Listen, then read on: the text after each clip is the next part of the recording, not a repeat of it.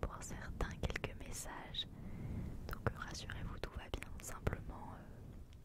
Simplement voilà, je me suis reposée. Donc aujourd'hui dans cette vidéo, comme tu as pu le voir dans le titre, je vais vous lire, enfin je vais te lire un livre. Donc ça va être une vidéo lecture chuchotée. J'ai déjà fait cette vidéo il n'y a pas si longtemps que ça, mais j'ai eu pas mal de commentaires pour la refaire. Et, et surtout que ce soit un petit peu, on va dire,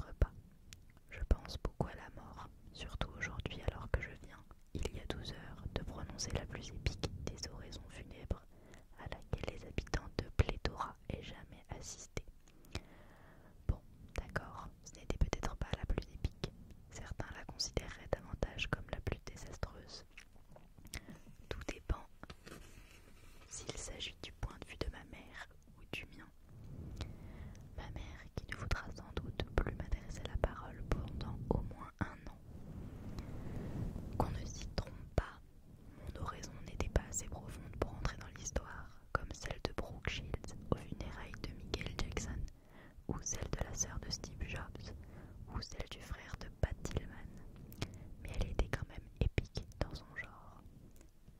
Au début, j'étais anxieuse.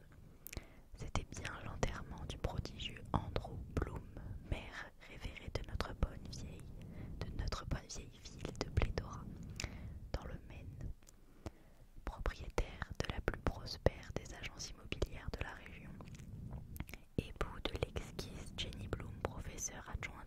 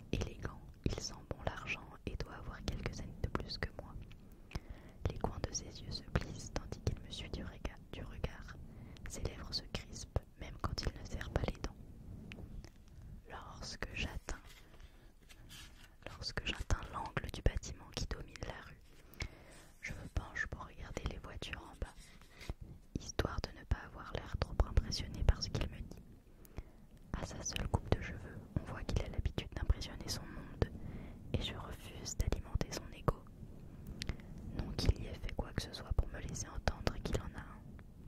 Mais il porte une chemise Burberry décontractée, et je ne crois pas avoir été jamais repéré par quelqu'un qui puisse en offrir une pour tous les jours.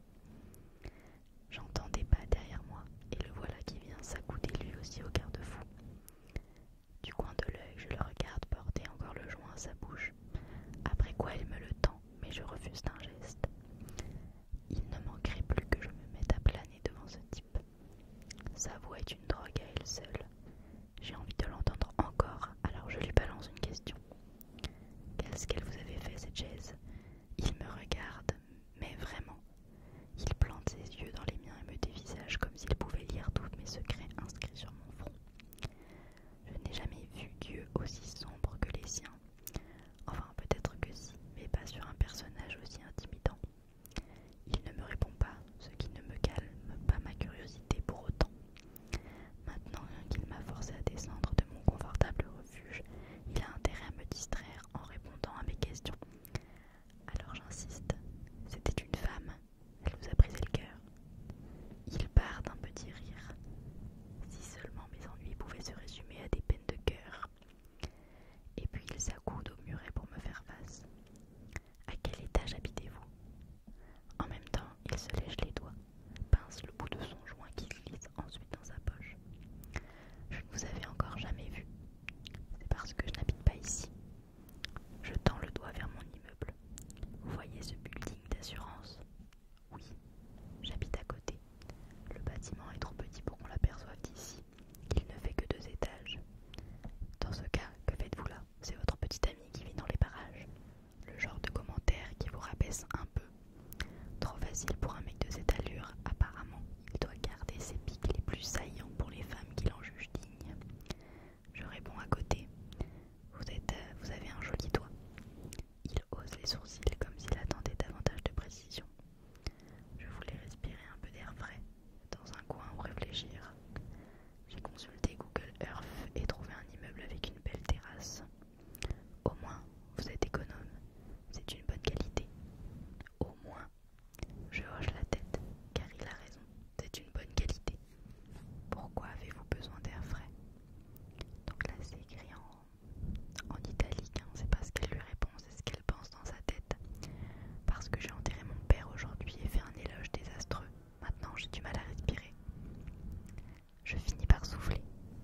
On pourrait cesser de parler une minute. Il semble un rien soulagé et se penche sur le rebord, balance un bras au-dessus de la rue. Il sait que je le regarde, mais ça n'a pas l'air de le déranger. Quelqu'un est tombé de ce toit le mois dernier, m'annonce-t-il. J'aurais dû lui en vouloir de ne pas respecter ma demande de silence, mais je suis intriguée. C'était un accident. On ne sait pas, c'est arrivé dans la soirée. Sa femme a dit qu'elle préparait le dîner quand il lui a annoncé qu'il montait prendre des photos du coucher de soleil. Il était photographe. On pense qu'il a glissé en se penchant par-dessus le rebord. Comment peut-on se mettre en situation de glisser par accident? Et puis je me rappelle que j'ai moi-même enjambé la bordure il y a quelques minutes. Quand ma sœur m'a raconté ça, j'ai aussitôt pensé qu'il avait dû se faire tirer dessus. J'espérais que son appareil n'était pas tombé avec lui parce que ça aurait fait un sacré gâchis. Mourir pour son amour de la photo sans obtenir le dernier cliché qui vous a coûté la vie. Ce commentaire me fait rire un peu malgré moi. Vous dites tout ce qui vous passe par la tête. Pas à tout le monde. Là je souris. J'apprécie que, sans me connaître, il ne me range pas dans tout le monde. Il s'adosse au rebord, croise les bras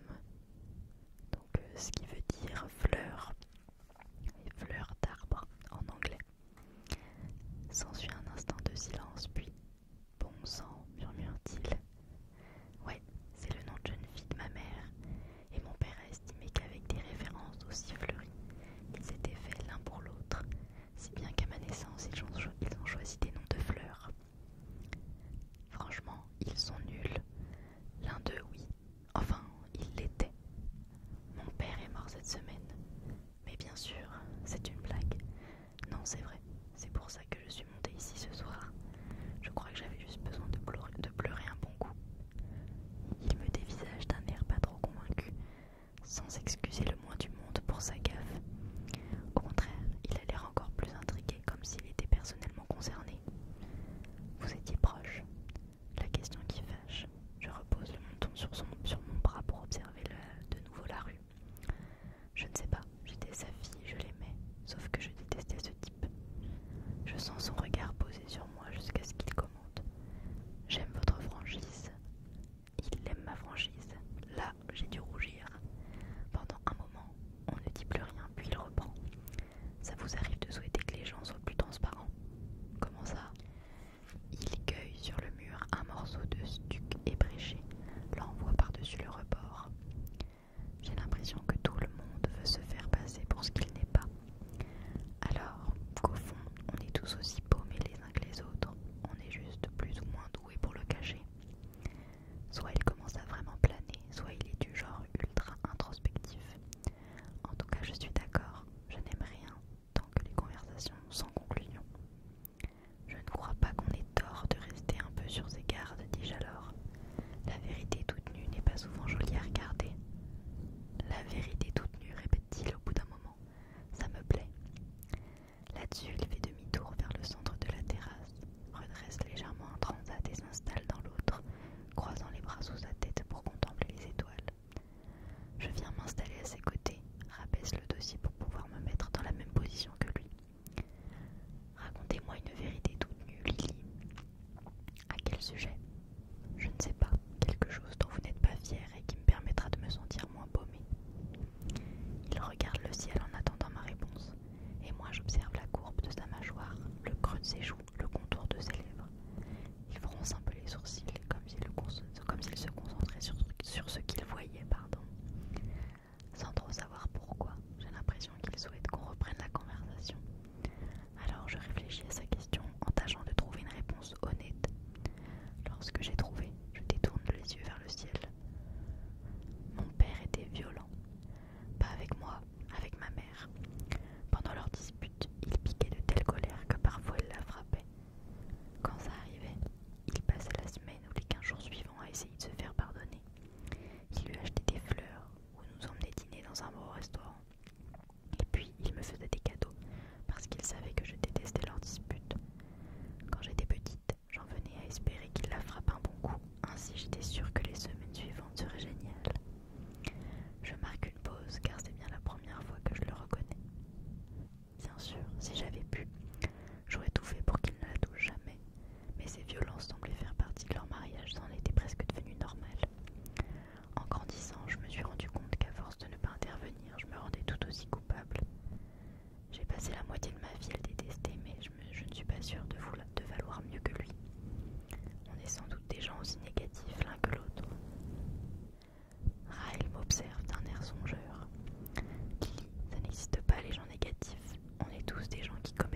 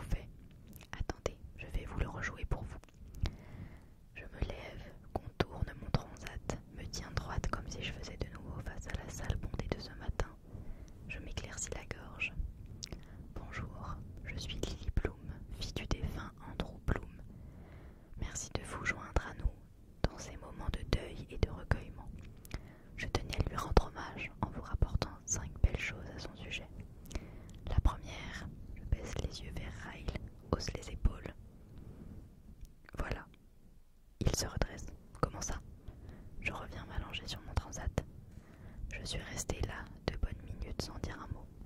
Je ne voyais aucune belle chose à rapporter sur cet homme, alors je contemplais silencieusement la foule jusqu'à ce que ma mère comprenne à quoi je jouais et prit mon oncle de me faire quitter le podium. Ryle penche la tête de côté. Vous plaisantez?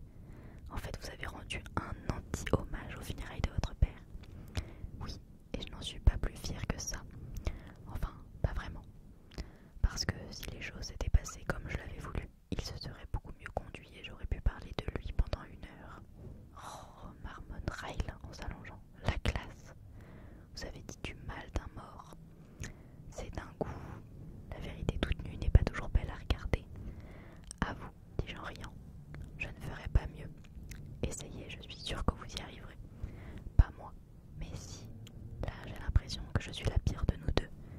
Racontez-moi votre dernière pensée la moins avouable. Recroisant les mains derrière la tête, il fixe son regard sur moi. J'ai envie de vous. Je reste bouche bée, incapable de répondre. Il me décroche un coup d'œil innocent. Vous m'avez demandé ma dernière pensée, alors voilà. Vous êtes belle, je suis un homme. Si vous étiez amatrice de coups d'un soir. Si vous étiez amatrice de coups d'un soir, je vous emmènerai en bas dans ma chambre et je vous ferai l'amour. Là, je baisse vite la tête. Cette déclaration provoque une multitude de réactions en moi. Désolée, je ne suis pas amatrice de coups d'un soir. C'est bien ce que je pensais. À vous. Il paraît trop nonchalant, comme s'il ne venait pas de me réduire au silence. Laissez-moi 1 minute pour rassembler mes idées, dis-je en riant. J'essaie de penser à un truc un peu choquant, mais je n'arrive pas à digérer qu'il ait pu dire ça à haute voix. Sans doute parce que c'est un neurochirurgien, je n'aurais jamais cru qu'avec une telle éducation on utilise aussi facilement le mot faire l'amour.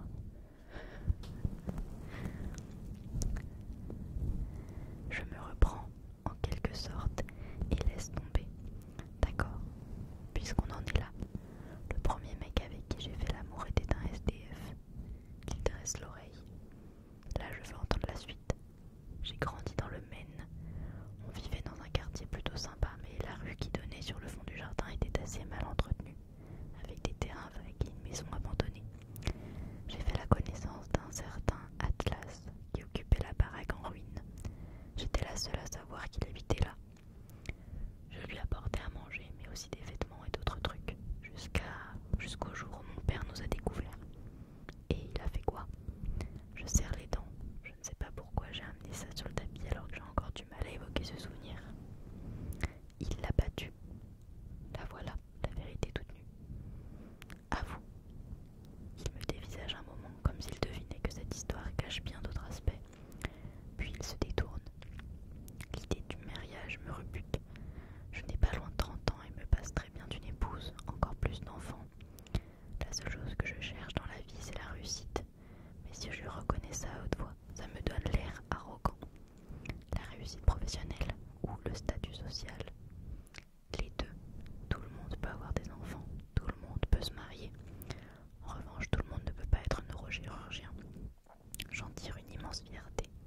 Et je ne veux pas être seulement un grand neurochirurgien, je veux être le meilleur. Vous avez raison, ça vous donne l'air arrogant. Il sourit.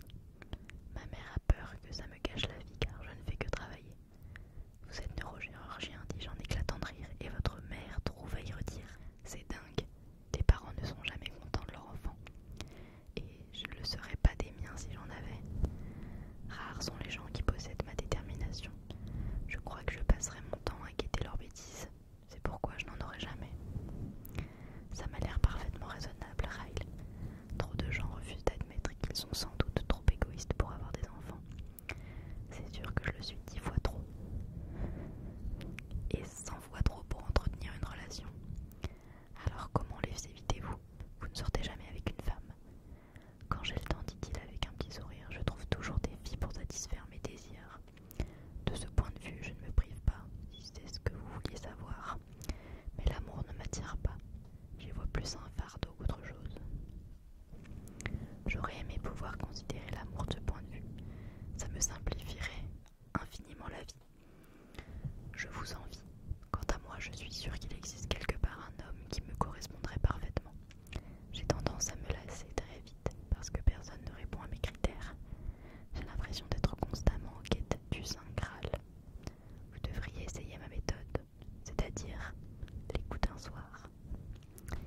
hausse un sourcil comme s'il m'adressait une invite.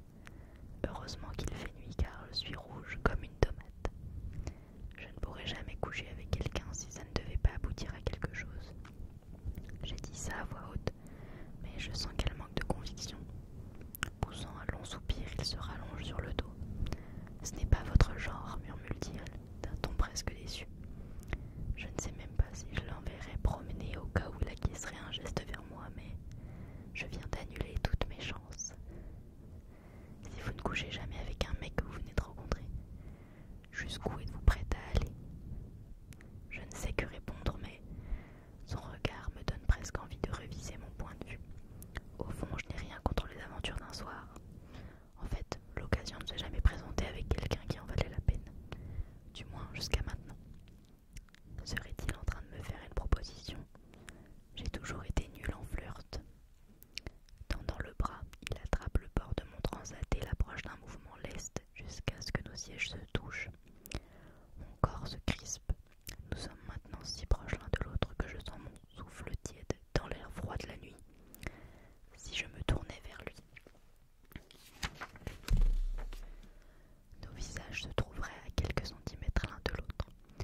Il en profiterait sans doute pour m'embrasser alors que je ne sais strictement rien de ce type, à part quelques pures vérités. En revanche, je ne me sens pas agressée du tout quand il pose la main sur mon estomac. « Jusqu'où riez-vous, Lily ?» demande-t-il d'une voix si suave qu'elle me fait frissonner de la tête aux pieds. Je ne sais pas.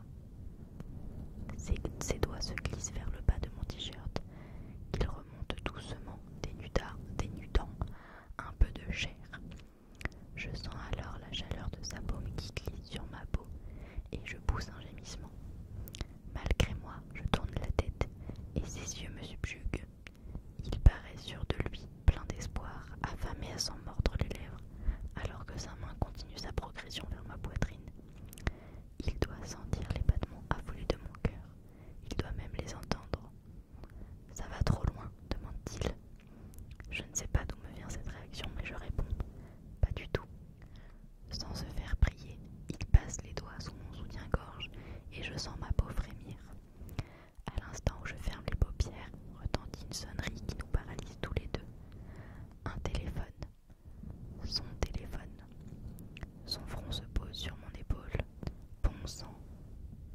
Sa main se retire de mon t-shirt et il fouille dans sa poche. Se lève, s'éloigne de quelques pas pour prendre l'appel. Oui, dit-il, ici le docteur Kincaid. Il écoute attentivement en se frottant la nuque. Au sujet de Robert, je ne devrais même pas répondre à cet appel. Nouveau silence, puis